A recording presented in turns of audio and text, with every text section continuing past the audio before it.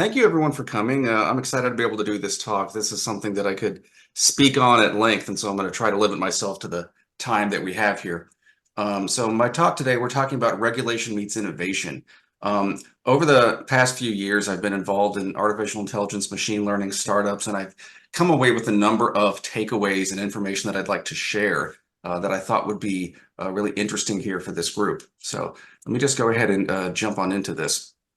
We're going to go over a few things today. First, I just want to briefly touch on the regulatory framework around medical devices.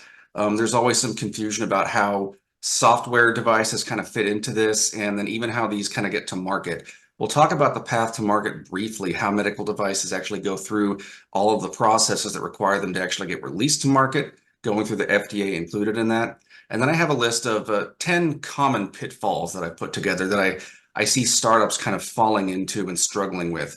And the hope is that by kind of heading this off here in the beginning, we can have some people here avoid this if you're going in this direction with any of your business ideas. As far as after that, I have some ideas about what I think the future holds for AI ML regulation based on kind of where the industry is going, where the legislation is going, and the things that we're going to try and keep an eye on in the coming years. So as far as who we are, Burke already said that we do regulatory affairs, quality assurance consulting, really focused on cutting edge devices. I've spent most of my career in cutting edge devices. So as far as some people do legacy devices or lower risk devices where the pathway is a bit simpler, I've spent my entire career kind of at the cutting edge, at the bleeding edge of this, as you will, doing a lot of negotiation with regulatory bodies to get things onto the market. And so I founded this company with the idea of helping other people to do this and to kind of get word out there about the right and the wrong way to do this. And as she mentioned, I've been at 23andMe, Enlitic, Overjet, and I've followed a lot of other companies, worked with a lot of other companies, spoken with other companies, and kind of built up my ideas from there. So the first thing I want to touch on is, what is a medical device? Now, what you're looking at right here, this is the basic definition that comes from the law itself. An instrument, apparatus, implement, machine, all of these different things here. It's a very broad definition. The most important part here is probably for use in the diagnosis of disease or other conditions, or cure, mitigation, treatment, or prevention of disease. Oh, yeah. Now, congratulations. This includes, oh, did someone have a mic on there? This also includes software as a medical device, right? So when you say your software is a device, people think device, they think something physical. FDA considers medical device software is a device in itself. So whenever I say device throughout this talk, I am also talking about just a piece of software. Now, the way the regulations work, this is just a list of the section of the Code of Federal Regulations that deals with medical devices. And you can see that they're split into a lot of different categories here. If you click on these, you expand them, you see more and more categories underneath that, tons of product codes, very, very specific regulations that can apply to your device. This is where the basis of the regulation comes from, whatever's written down here in the code. However, these change, and especially with cutting edge tech, they change more often. FDA will issue rules that will then go out for review and comment, and if they get finalized, they end up amending the regulations and can have some pretty drastic changes on the way that the devices are regulated or the way that they're classified. On top of this, you also get guidance documents that FDA will write. And in here, they'll talk about more clarifications, more classification terms, various frameworks for how they're going to categorize things, examples, good practices. All of these put together are things that we need to look at to figure out how our device is going to be regulated. So when we talk about a device going to market, I can kind of split this into 5 high-level phases, essentially: development, testing, submission, review, and release. Development is everything that you're doing early on. You're building and coding, you're training your algorithms, you're starting to do your documentation to track what it is that you're doing. You're also starting to develop the labeling, and this includes not just things like the user manual, but also all the different prompts, all the language that comes up on the screen whenever you're doing this. There's also, you're going to start doing risk evaluations here, where you're identifying what are the risks that are actually presented by this device and how are we mitigating those? This ends up being an iterative process between development and testing where you kind of go back and forth and around in a circle until you're finally ready to get this submitted to market. So for testing, this can include, it may not include all of these depending on your device, but it can include clinical trials, clinical studies, model testing, standalone testing in there, reader studies, which is when you have someone actually use this, usually a doctor using your software and seeing how they do with and without it, statistical analyses, user testing or human factors testing, and of course your software testing.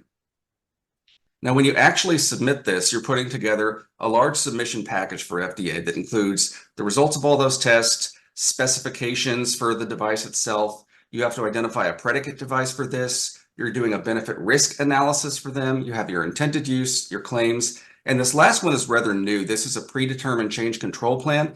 This is something that FDA has just started allowing in a guidance. And this is a set of tests that you can propose to them that will allow you to update your algorithms and models without having to go back through FDA. So this is a very good thing that we're excited about in the industry right now. The review itself, this is once it's in FDA's hands, what are they going to do with it? They can come back to you and ask for additional information. Then you have substantive interaction, which is where you're discussing with them, you're having a meeting with them, talking about what the questions are, what the problems are, what the steps that are that can be taken. At the end of this process, you get a decision letter. Hopefully, it's telling you that you're cleared. If things didn't go the way you wanted, it will tell you that you're not cleared. And then you have to kind of go back in this process and come back at it again and try again. When you get to release, there's still plenty to do here. There's post-market monitoring. You can do software updates. You can do model updates if you had agreement on that from FDA beforehand. And there's plenty of marketing. Post-market monitoring here refers to things like safety and complaints, just to make sure that no one is at risk, the software isn't malfunctioning or anything like that. Now, that's the process that can be used for a lot of different types of devices and for a lot of different types of software. What specifically makes this tricky for AI ML devices? Well, one of them is the benefit risk profile on these is not always clear. One of the problems here is that we look at these things, we say, okay, it can detect this, it can read this image or this EKG, and it'll give you a signal, it'll point out something that's a finding, and you go, okay, well, what does that do? Well, it helps the doctor. Okay, but how much? No, I guess it depends on what it is. All right, but what about the downsides of it? What if you get used to this highlighting a bunch of different findings and then it comes up and you don't see that it's found anything? Do you assume there's nothing there, or is it malfunctioning and you just can't tell? There is a potential here for the downside to actually be riskier than the benefit on this. If you get used to having it tell you, here's a finding, here's a finding, here's a finding here, and then you don't see it and you assume there must not be anything. Well, what if there is? What if there's a problem with it? So this is something you have to have a discussion with FDA about. Look, this really is a benefit. The benefits do outweigh the risks. Now, since this is a newish field and there's a lot of focus on it right now, the regulations are changing, the regulations are updating. And even beyond that, just the basic expectations and what's considered a good practice is also changing on a regular basis. And having to keep up with that can make it difficult. If you go back for a review with FDA with a different device, you may get different questions than you got just a few months before as the thinking around this has changed. Another one here is that AI ML models are kind of a black box. With a traditional medical device, if something goes wrong, you're expected to dig into it and find out what happened. What was the cause? Why did this malfunction? Why did it not work? That way you know how to fix it next time. With AI ML, this is trickier because you may not have any idea why something went wrong. You know it didn't read something properly, it gave incorrect information. And a lot of times all you can do is go, well, we're gonna train it so that it doesn't do that anymore. But it's hard to point at it and say, here's what the problem was. And so sometimes this can be seen as higher risk just because it's difficult to diagnose what the issue is. So with that, let me start talking about 10 common pitfalls for medtech startups in this space that I've seen. The first thing that I want to talk about here, misinterpreting the regulations. And when you have a company that is just getting off the ground, you've only got 2 or 3 people working there. one of the first things you're going to do is try and figure out what are going to be the requirements around your device. And so you dig into all those regulations and guidances and things that I was talking about before and try and determine it yourself.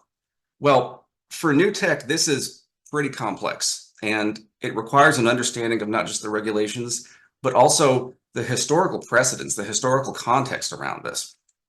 So for new technology, a lot of times this doesn't even lead you to a definite conclusion. You might find that you're in some sort of gray area and nothing seems like the perfect fit right now.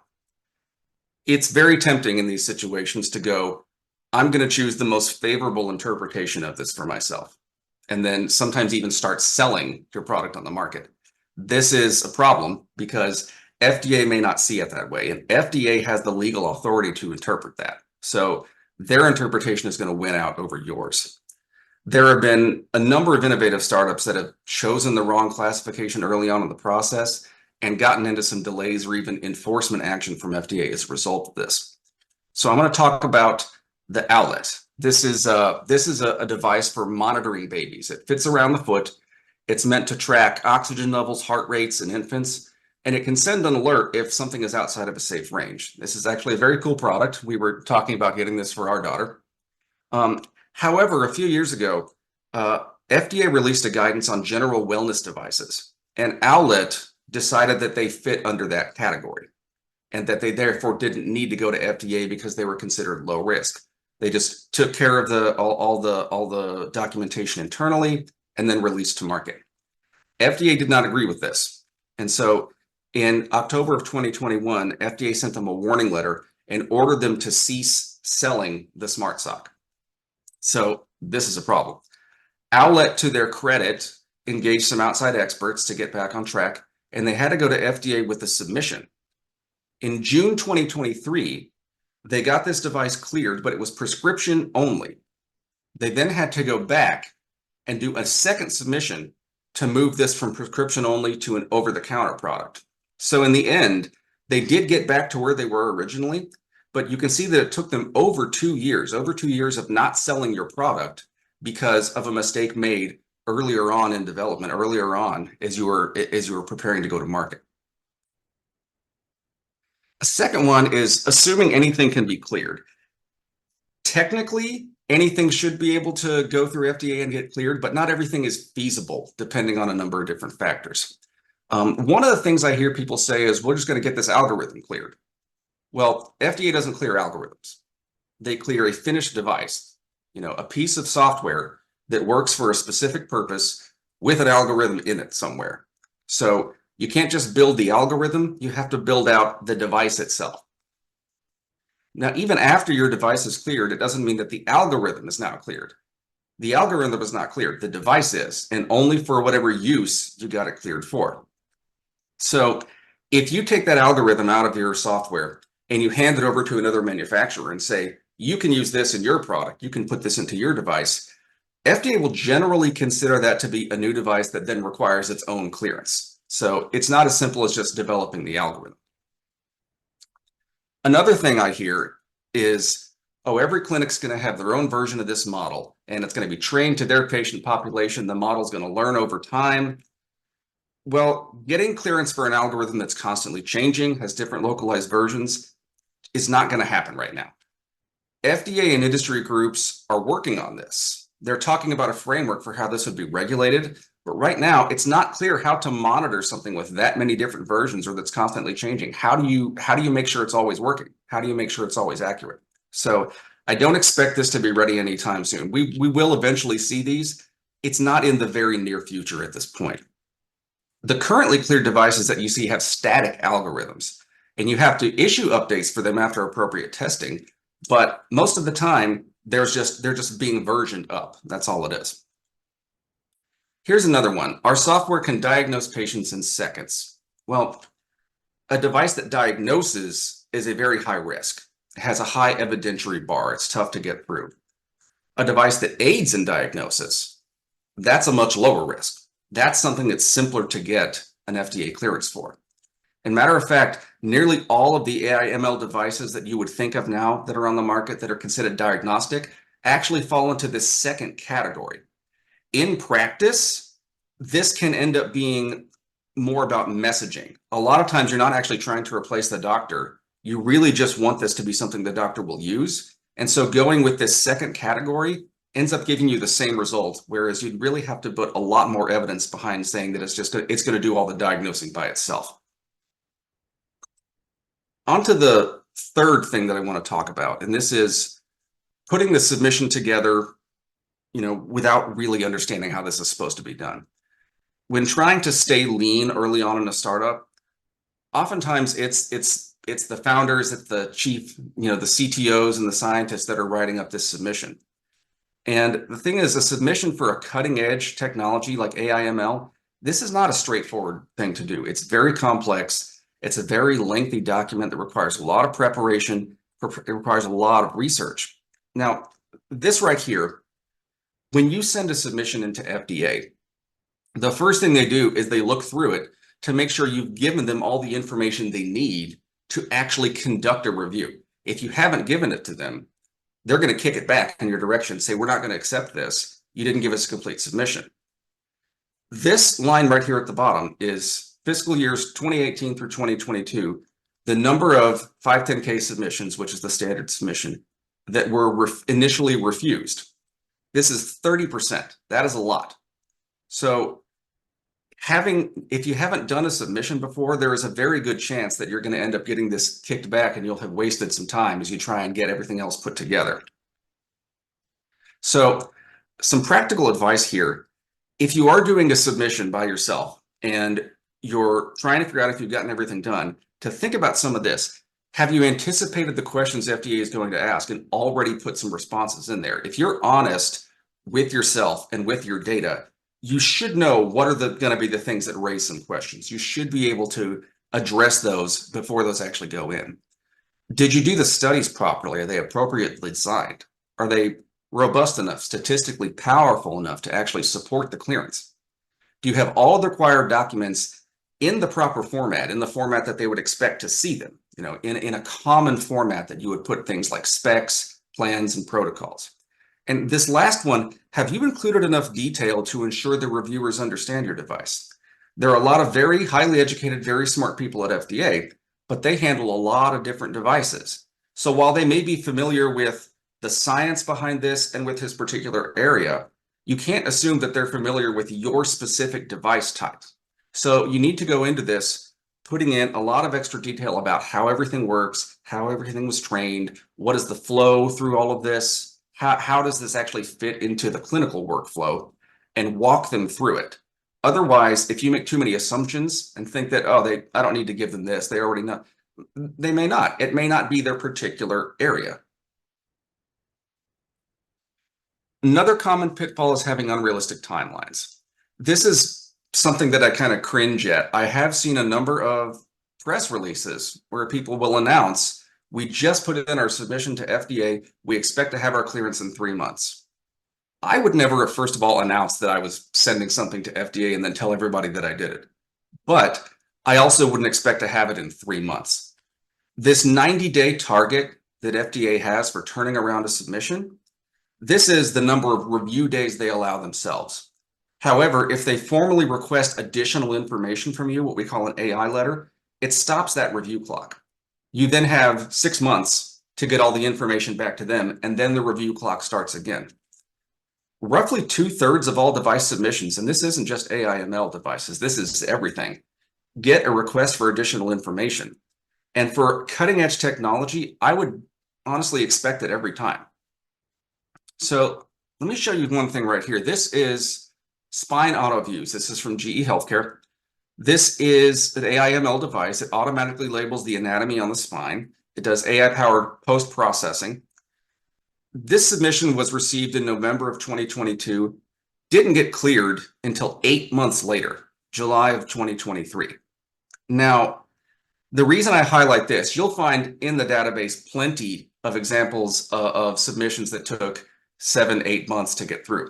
I'm highlighting this because GE Healthcare is a huge, very well-established company that has done hundreds of submissions. They're all over the device database. They've done many submissions of this type. They know what they're doing. They have very, very good people working there. And even with that, there was still some problems here that they had to get through that took them 8 months. So even GE Healthcare isn't able to get this done under 90 days. So having realistic timelines in mind for how long this will take can avoid getting you in trouble, honestly, with some investors, but also with your customers that you're promising this to.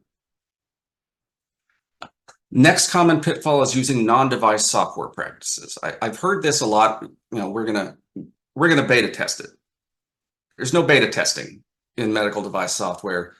There's no A/B testing in medical device software development. You can't put a released version out there that isn't complete, you're still working out the kinks. You're expected to get clearance for a largely final version of the device. There may be some changes you can make afterwards that are low risk to update things, and you probably will, especially to fix any bugs or anomalies. Anything major, you probably have to go back to FDA again. So substantial testing and development on a released device is not really feasible for medical device software. However, there is something that you can do. So if beta testing is something that's really desired, not just for making sure the device works, but for developing it out in terms of the user flows to make sure that it's actually working for the people you want it to work for, I would say consider doing a clinical study. So testing a device before it's cleared, doing a clinical study, and this isn't necessarily a clinical trial. They're terms that get used interchangeably, but a trial is usually a much bigger, more involved affair. A clinical study is typically used to gather the data for a submission. You're checking, okay, how in this clinic environment on actual patients, how accurate is it? How well is it being used? What kind of results are we getting? What kind of speed are we getting? For this, you need oversight from an institutional review board, and you need an approved clinical protocol. So it does require preparation before it starts. But during this study, you can also, at the same time, collect your user feedback, and you may be able to make your changes in response. This isn't really beta testing in the same way, but this is how you do this in medical device software development. You have a clinical study. While you're getting your data, you take the opportunity to go ahead and field some feedback and build out specific functions in the device that may not be considered medical device functions, but that are required for it to run properly and for it to be good experience. Failing to control changes. This phrase here at the top is, as a director of regulatory and quality, is something that would scare me whenever I heard it. We just made a couple of small changes, it's no big deal. Well, it may be actually a very big deal, because some changes are very small, but some of them are very significant. Now, changes to a medical device have to go through a controlled process. You're not supposed to add or change functions in ways that aren't permitted. One of the problems that happens with software is you get these incremental small changes that eventually lead to a device that bears very little resemblance to what was originally cleared. If you've drifted that far, you can find yourself in trouble. So this is a heart monitor that you can use at home. It's called the iRhythm. This was cleared as the ZOQX ECG monitoring system in 2017, so a while ago now. And in 2022, they received a warning letter for this device. So it's been 5 years at this point. Does this thing resemble what they actually got cleared in 2017? Well, the FDA says it doesn't. Your firm made changes to the device without submitting a new 510K, a new clearance. You adjusted the algorithm to improve performance, implemented a transmission limit on how many times it transmits data, made firmware changes. FDA saw that these raised new risks that they wanted to have in a review. They wanted to look at in a review. And so a warning letter was sent to iRhythm, just like a warning letter was sent to Owlet about this, that this was a very big deal. This was a problem. Warning letters are kind of the worst thing you can get from FDA. Another thing, and this is somewhat related to controlling changes, but runaway development. Software, you can sometimes develop it very, very quickly.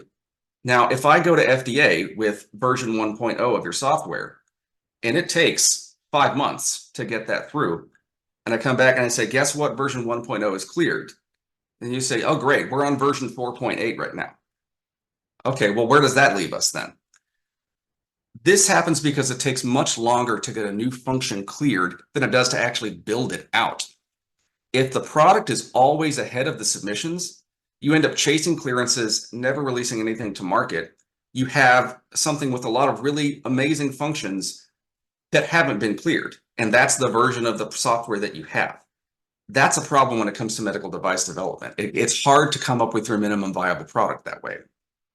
So really, you need to think about this in terms of versions that need to go through submission versus versions that will get released but can just be done through internal testing. And think about this in batches. Things like a weekly release for medical device software, not really feasible. However, if you plan out the features ahead of time, you plan out the functions ahead of time, you know what it is that you need to do to get them to market. Do you need to go through FDA, or do you just do it under your internal quality system? This will go a lot more smoothly. You don't end up with several different versions of this kind of spread all over the place. Oh, sorry. Yeah. So another pitfall that I want to touch on is not paying attention to the culture of the organization. This one, the Silicon Valley culture of move fast and break things doesn't really work in a highly regulated industry like medical device software. This is where you get negative impact to the patients, to the users, warning letters, revenue loss. There's a potential here for high employee turnover. And the reason is because a lot of the best people in these various fields, if they're coming from sort of a consumer company, this could be a very big change. Trying to work within the constraints of the device regulations. And this isn't for everyone. I'll tell you, I see this a lot with engineers and with marketing, because engineers want to build something fast. And if your device is already out on the market and there's all these rules and regulations around it, it's always going to go slower. Marketing is another thing because there are restrictions on what you can say, how you can sell it. So it becomes really difficult. It becomes a challenge to sell some of these things when there are limitations on the words and the phrasing that you can use that can really kind of hamper the message that you want to send. So early on in the company, it's advisable to preserve innovation, but set expectations on how things need to be developed within the medtech space. In the very beginning, when you're just starting to put things together and develop them, this can actually go pretty quick. Development can move faster. But the closer you get to getting a finished product, the closer you get to needing to document everything, needing to put processes in place, and you need to have all that ready, all those processes, all those quality system requirements satisfied before you're putting the submission into FDA. So things kind of slow down as you get closer to that. Also, as far as the people, I think it's really important to ask questions during the hiring process about how they would work within the regulated industry. Is this something that is going to be too restrictive and they're just not going to be happy there? They're not going to be a good fit? Or is this something that's seen as, this is a challenge that I want to take on and it's for a good cause? We're helping people, we're improving health outcomes. I think that this is something that needs to be considered a bit more. Number 9 here, this is focusing on the wrong value proposition. So startups, a lot of them have found it difficult to convince doctors that this is useful software. There's skepticism here, right? A lot of the early clearances, if you go back a few years to the early clearances for artificial intelligence and machine learning, they were very focused on detection of a specific finding, drawing attention to a finding. But it was things like detecting an intracranial hemorrhage on a CT scan. Now, the doctor using this then goes up to, through their work list, pulls up the head CT scan, and then something pops up that says, hey, here's an intracranial hemorrhage. Well, you ask an ER doctor, is that useful? Not really, because it's very obvious where the intracranial hemorrhage is. They didn't need any help finding that. So a lot of the early attempts at this ended up coming off as more of a novelty, and it was difficult to convince doctors and clinics that this was something that would be useful for them. Since then, there's been a lot of evidence that has come out of this, a lot of anecdotal, a lot of changes in the way the value proposition is looked at. And the industry is doing things a little bit different now. So one of the things that happened is, hey, pointing at this scan and saying, here's an intracranial hemorrhage, maybe not all that useful.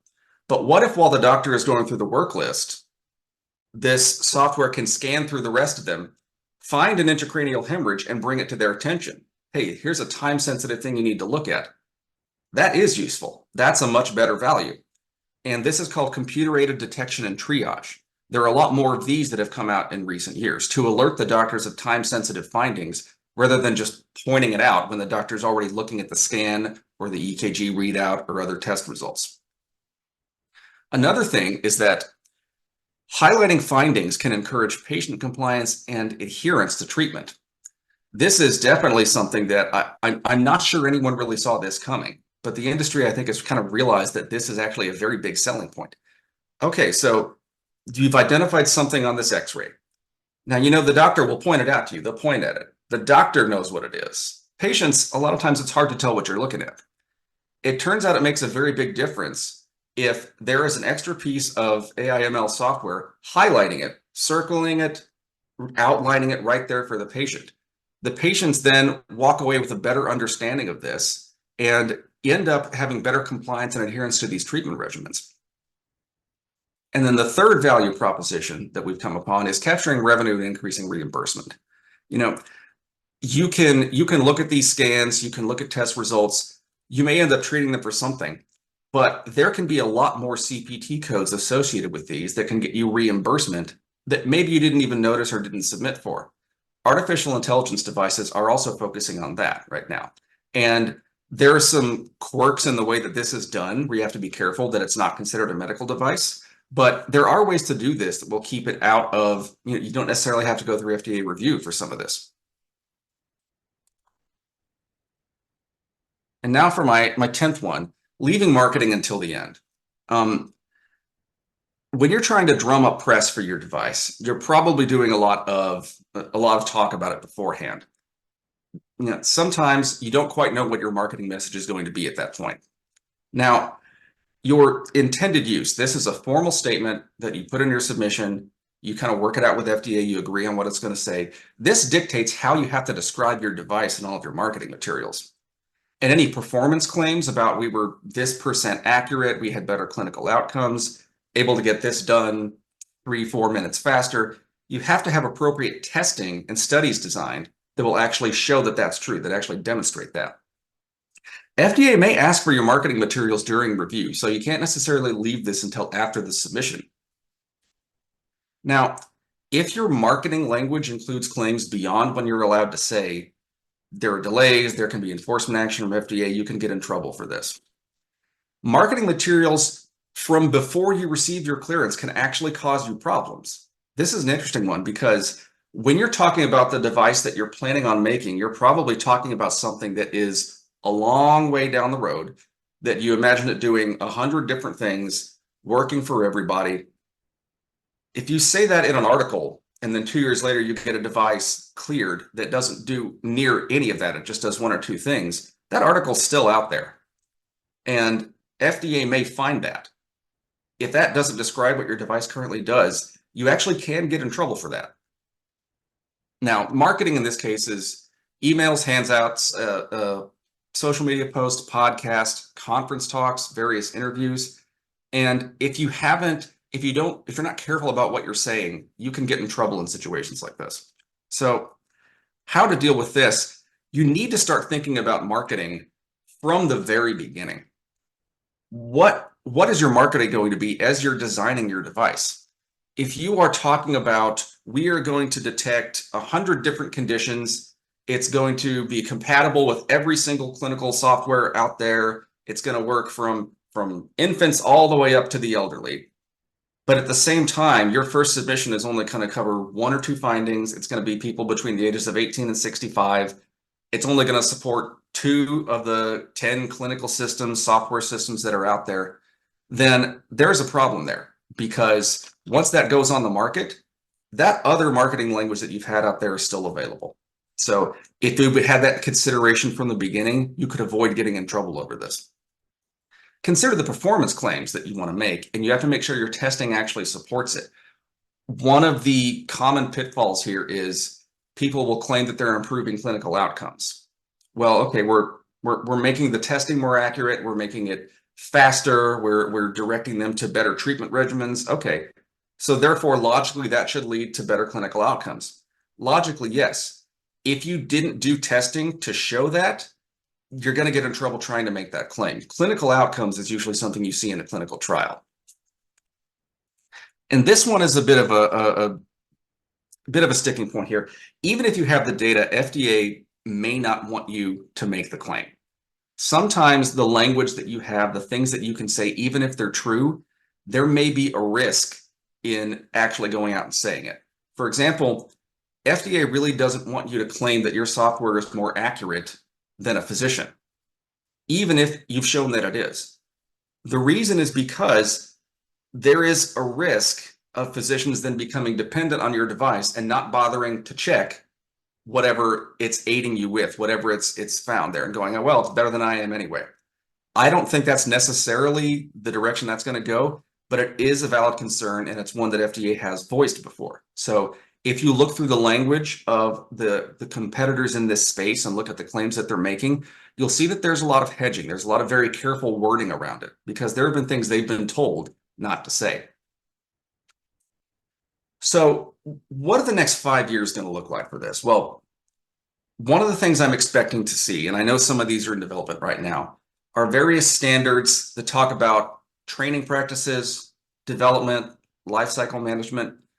Right now, there's a lot of question about what the proper way is to do this. And there are guidance documents around this, but there's not anything out there that says, okay, here is the best way to train this. Here is the best way to manage this. A lot of this is based on, well, this is what we did. And when we talked to FDA, we got this feedback. So we know that that works. This is just kind of industry insider knowledge at this point. I think this is going to move towards something that is a lot more thought out, a lot more clarified, a lot more listed out in terms of the requirements and the ways that things need to be done. So that's only going to help. Generative AI is kind of the next big step here. Right now, it's very buzzy. There are a lot of potential use cases, and I think the industry needs to settle on what really are the best use cases for generative AI before a good framework can be put together for this.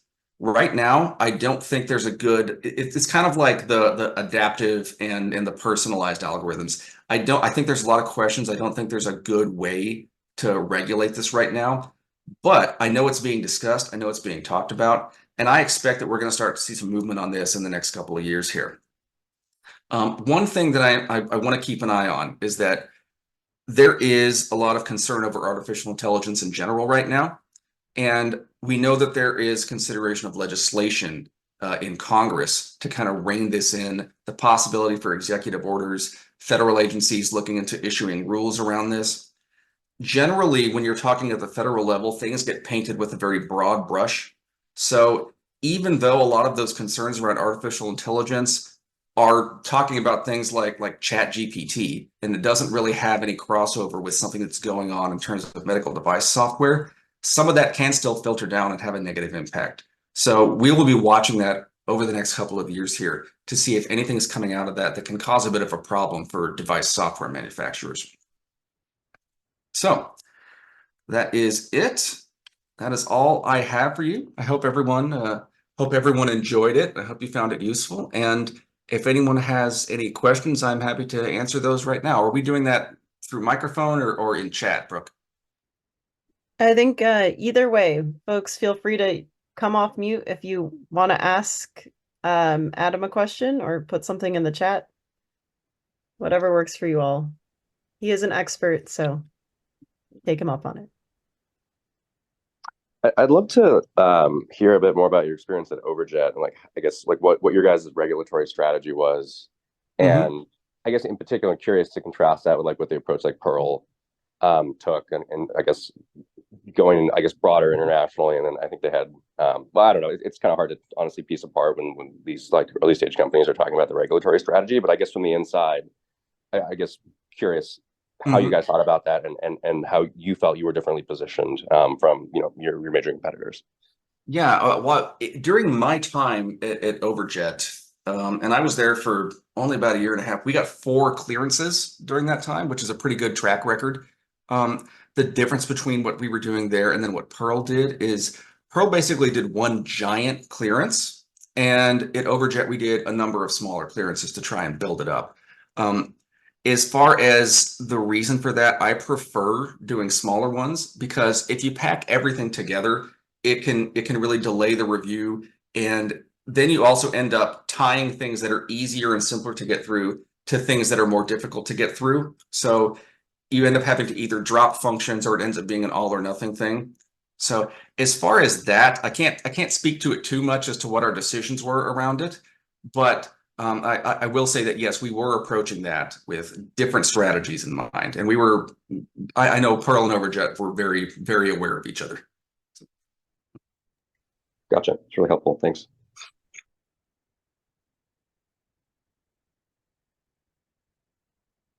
Now, okay, we got a question here. Okay. So the question is, clearing only finished devices, not algorithms.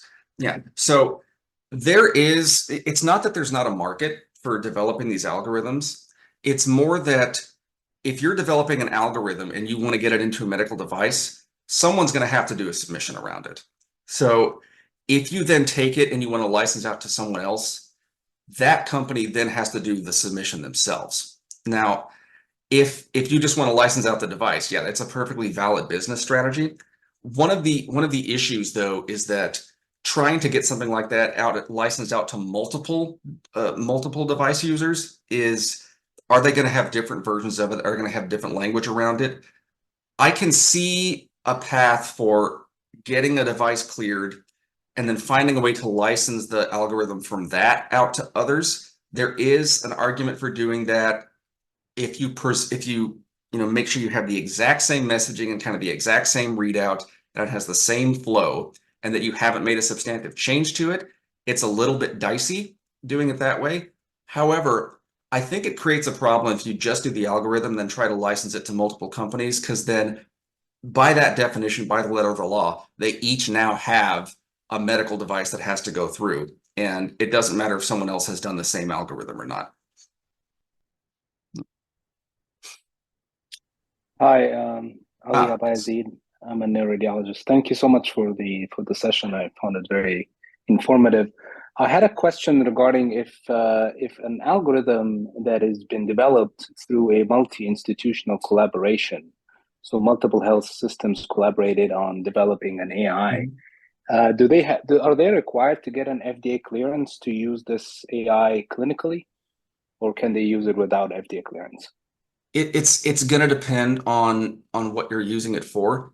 If you have that, if you're doing this with a multi-institution, you probably have an institutional review board around there, so you can use that internally under an approved clinical study.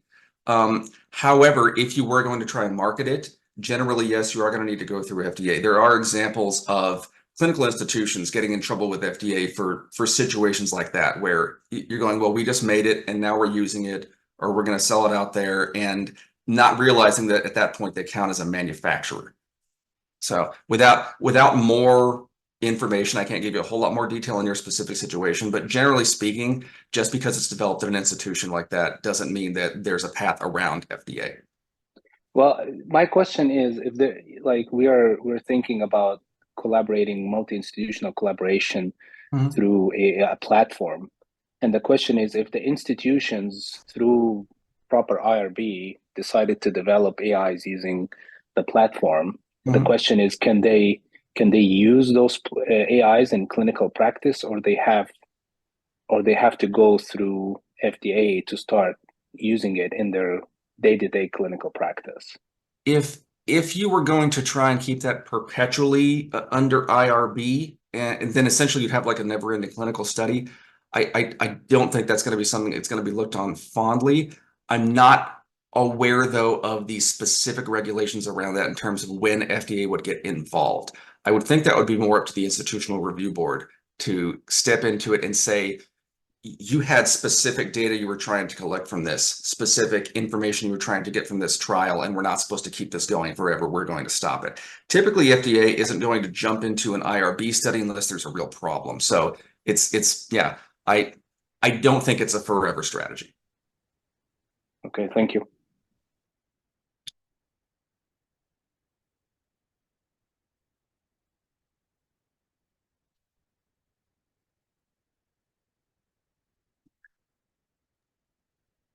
Right. Any more? We're all done? I've got a question. Oh, okay. So my question is, as far as what would qualify as something needing FDA clearance,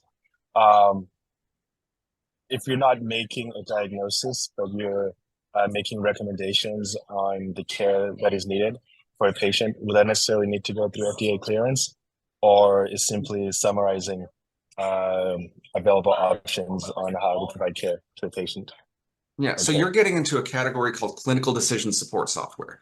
And there was a guidance that came out a couple of years ago. FDA wants to take certain of these devices that they consider low risk, and they have a set of rules that you can follow for determining if it's going to be considered a device or not, and if FDA is going to enforce the regulations around it or not. So if you're giving specific options, it's going to depend on specifically what you're saying, exactly how you're presenting it, and how it kind of fits into the clinical workflow. It's a bit of a tricky document to look at, and if you want to reach out, I can give you a bit more detailed information on your specific situation. But that does sound to me like you're in clinical decision support software territory. At which point there are a number of questions that you need to go through to determine which side of that you're on. Okay, great. Thank you so much. I will be reaching out. Thank you. Hi, Adam. Had a quick question.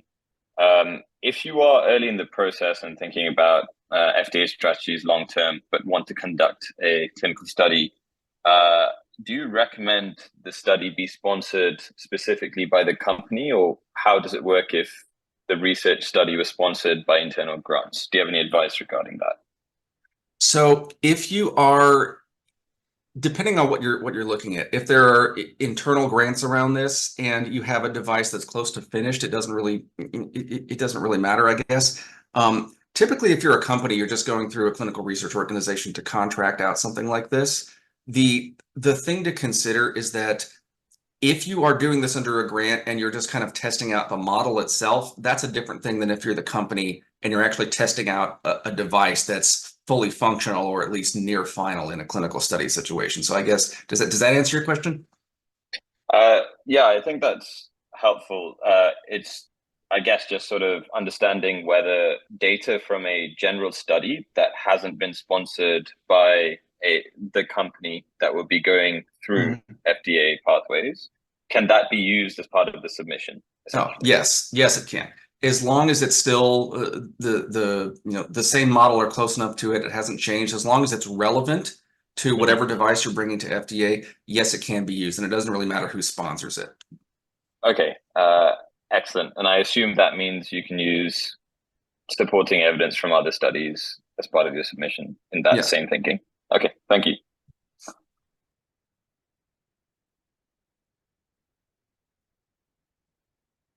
All right. I guess we can go ahead and wrap it up. And as Brooke said here, if you'd like to reach out, this is my contact information. We are available anytime. And look for. Oh, do we have another question? Yeah, I mean, I guess if we had remaining time, I just would be curious to get your sort of high-level thoughts and advice for, I guess, any investors in the room as you think about the space. It's evolving really quickly. Where do you think you can and can't kind of confidently place bets at this stage? Like, the Gen AI, for example, it seems like the regulation's changing so quickly that it's kind of, it's pretty early days still. Whereas like, some of the imaging software has been a little bit more mature and a little more proven out. I guess just any framework or sort of advice you have sort of as you think about, kind of investing in the health tech space. Yeah, I think if you look back at what historically was done, you see that a lot of investors were really kind of entranced with the coolness of the technology itself, and that didn't necessarily pan out for all of them in terms of what the use cases were. I think I would ask questions for these companies about how well they've really thought through this strategy, what is the value proposition for this, and how much have they thought about how this is actually going to be run within the company? Are they actually prepared to be a device company, or are they looking to operate more like a Silicon Valley tech startup? Because being a tech startup in this space can only get you so far before you start running into problems, and you're not really prepared for that. So yeah, I think it's really more preparation around something like this. Having big ideas, having big dreams of it's going to be this amazing platform that does 100 or 1,000 different things.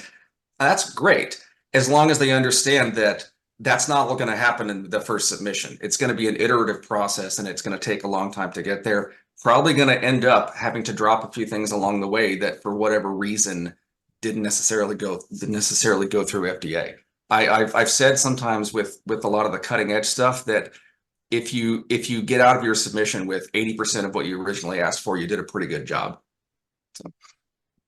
Yeah, and maybe just one last follow up. I mean, it seems like everything in the clinical workflow now, at some level, is sort of being envisioned as addressable through through software. I guess, are there any particular areas that you're particularly bullish or bearish on as it relates to what can and can't be automated? I think pretty much any of it can be automated at this point. I think it's not about whether or not it can, whether or not is someone going to actually pay you to do it.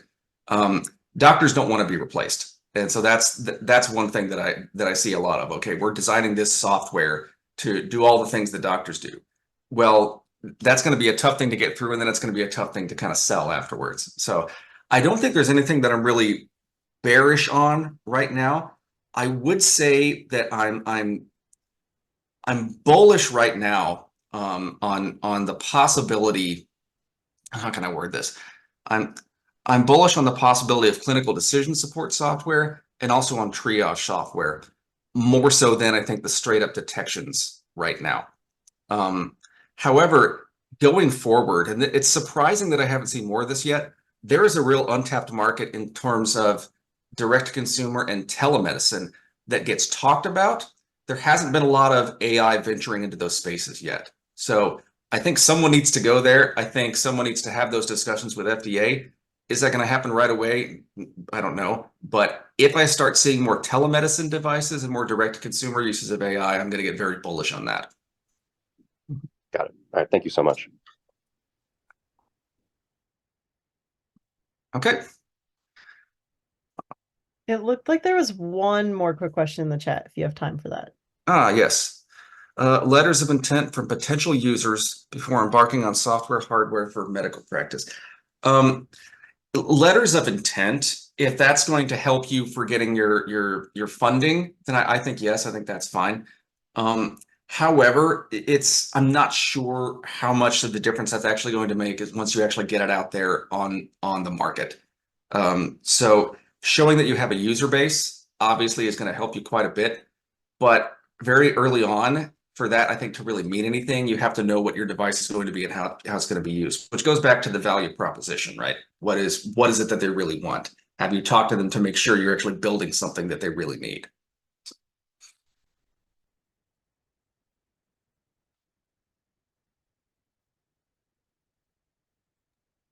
All right. Okay, I think we'll go ahead and wrap it up. Brooke, thank you very much for inviting me to talk, and thank you everyone for coming. All righty. Thank All right. you so much, Adam, for taking the time.